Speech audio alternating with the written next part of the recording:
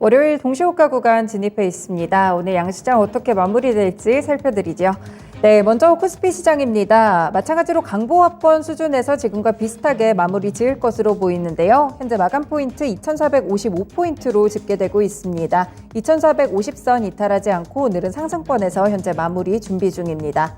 다음으로 코스닥 시장 가봅니다. 현재 1.6% 정도 상승하면서 788포인트 거의 일고점 부근에서 마무리 준비하고 있는데요.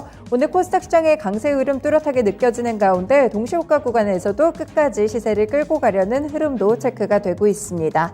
네, 오늘 거래소와 코스닥을 통틀어서요. 상한가로 마감이 예상되는 종목은 지금 세 종목으로 집계가 나오고 있습니다. 첫 번째 종목은 HLB입니다. 네, 오늘 HLB 이야기는 정말 많이 들으셨죠? 이제는 제약바이오 기업으로 100% 거듭나게 됩니다. 갖고 있었던 이 사업을 물적 분할한다는 소식 덕분인데요. 비주택 사업 부문이 있었는데 이 부분을 분사하기로 결정을 했습니다. 그래서 제약바이오 사업에 이제는 총력을 다하겠다 이런 의지를 다진 것으로 보이는데요. 이 때문에 오늘 그룹주들 전반적으로 좋았고요. HLB 특히나 거래 제한폭까지 오르면서 현재는 마무리 준비하고 있습니다. 37,600원입니다.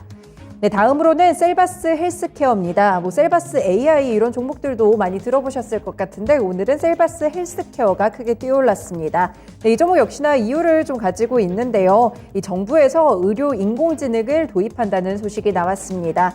과기부가 공공의료기관의 AI 도입을 촉진하기 위해서 AI 기반 의료 시스템 디지털 전환 지원 사업을 추진한다는 소식이 전해지자 이 종목이 급등하기 시작했는데요. 서서히 오름폭을 높여가면서 결국 거래 제한폭까지 터치가 나왔고요. 지금은 3,000원 부근에서 마무리 준비하고 있습니다. 네, 마지막 종목은 이노진입니다. 이 종목은 오늘 코스닥 시장에 발을 들인 그런 종목인데요. 항로화 솔루션 업체입니다. 지난 6일부터 7일까지 기관 수요 예측을 했을 때도 공모가를 3,000원 정도로 확정을 지었고요. 9일에서 10일 일반 청약이 있었고 총 경쟁률은 1,643.88대 1을 기록했습니다. 오늘 공모가의 2배로 시초가를 형성한 다음에 상한가 터치하는 따상을 기록하게 됐는데요. 최근에 이렇게 IPO 시장에 다시 한번 훈풍이 부는 모습이었는데 오늘 또 이렇게 제약바이오 섹터들의 분위기가 좋을 때 이노진이 이렇게 급등을 하는 모습을 기록합니다. 그래서 현재 기준으로는 종가가 7,800원이 예상이 되고 있는 상황이고요. HLB, 셀바스 헬스케어, 이노진까지 현재 상한가로 마무리되는 종목들이 일제히 좀 제약바이오 섹터에 몰려있다는 점도 오늘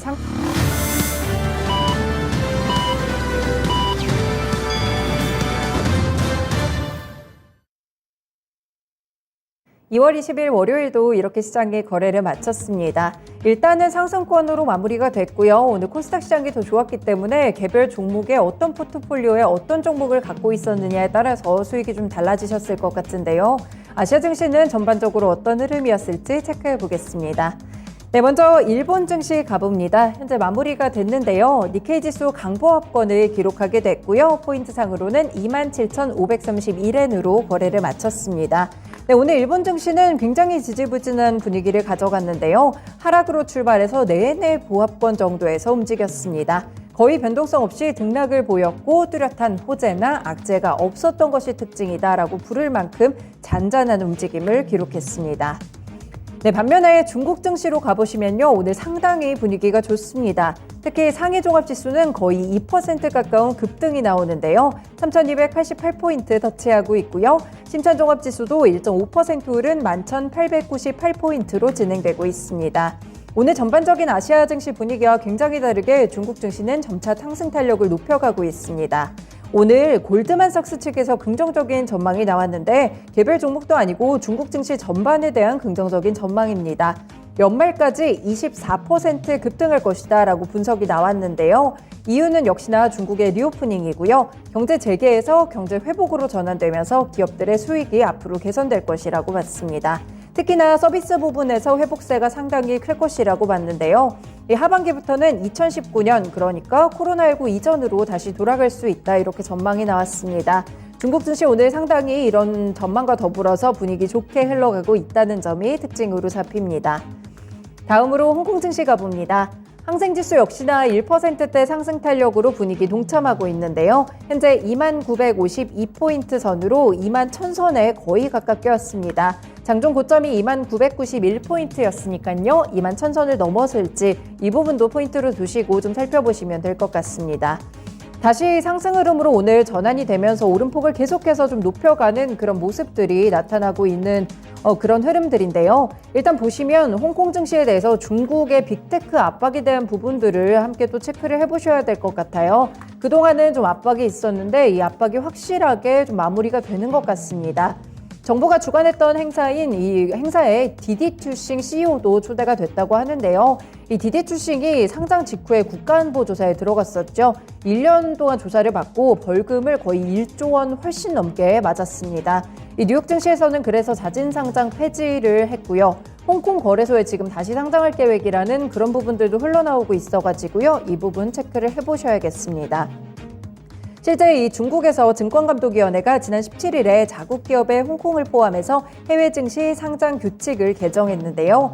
국가안보심사 대상의 기업의 모든 범위의 기업으로 확장을 한 것이 골자입니다. 그래서 이렇게 빅테크에 대한 압박들이 점차 풀리고 있다는 점도 함께 살펴보시면 좋을 것 같습니다.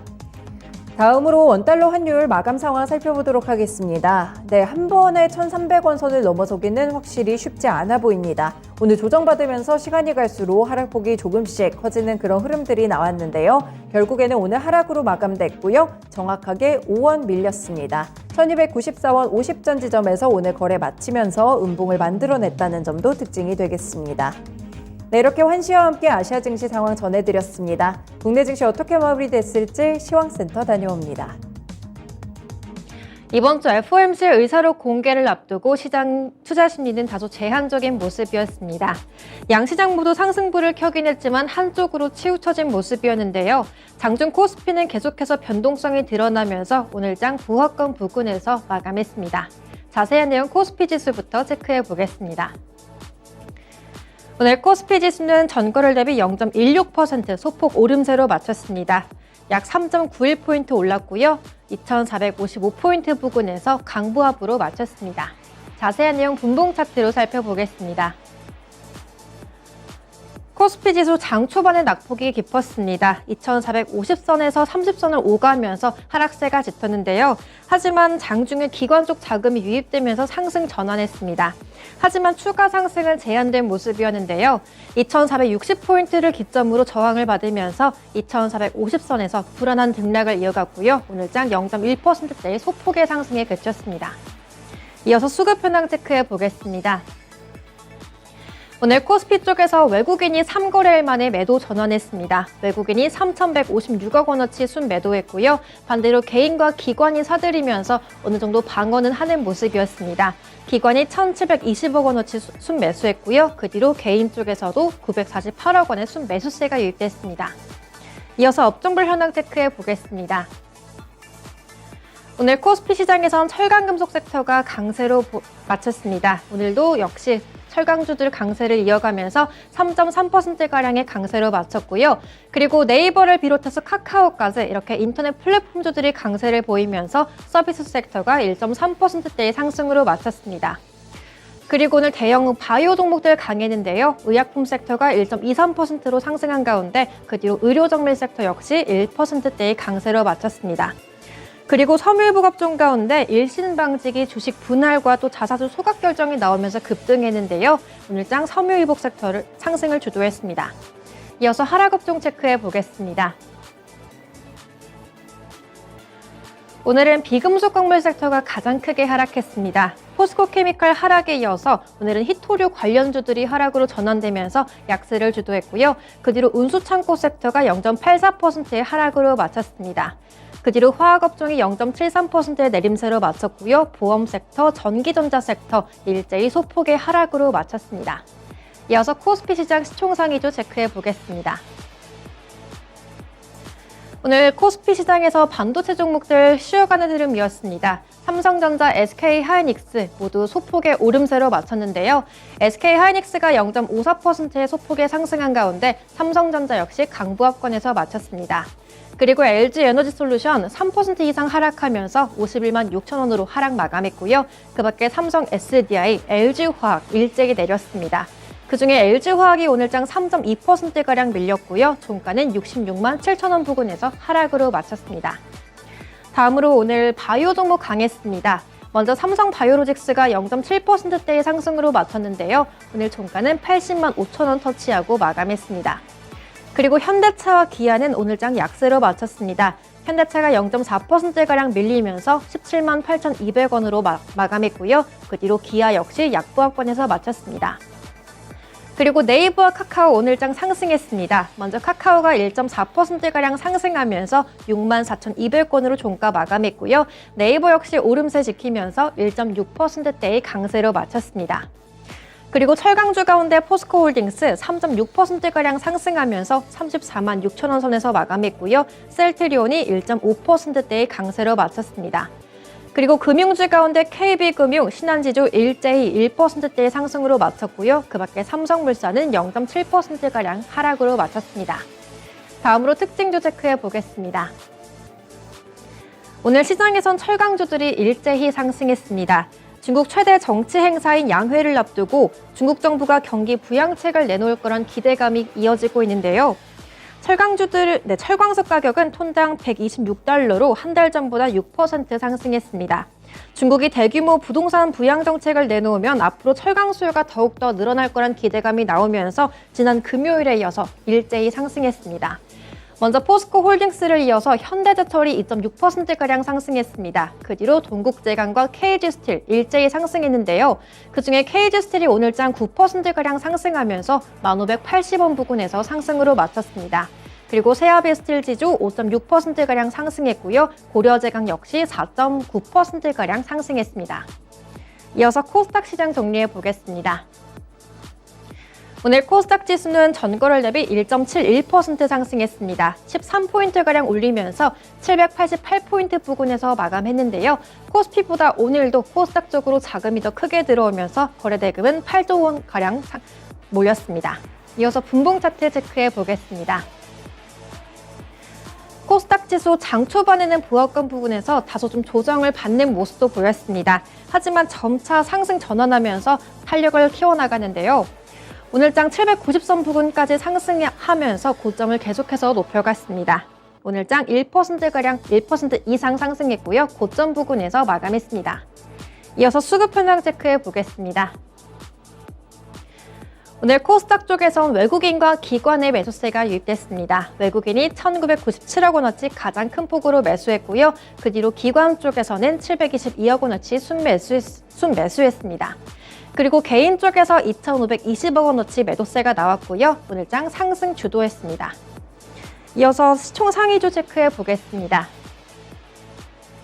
오늘 코스닥 시총 상위주 대체로 상승했습니다. 먼저 에코프로비엠 비롯해서 에코프로 오늘장 상승세 이어가는데요. 그중에 에코프로가 7%가량 강세를 지켜나가면서 23만 6천 원 선 구간 진입했습니다. 이어서 에코프로비엠 강보합권에서 상승으로 마쳤고요. LNF 역시 0.4%가량의 소폭의 오름세로 마쳤습니다.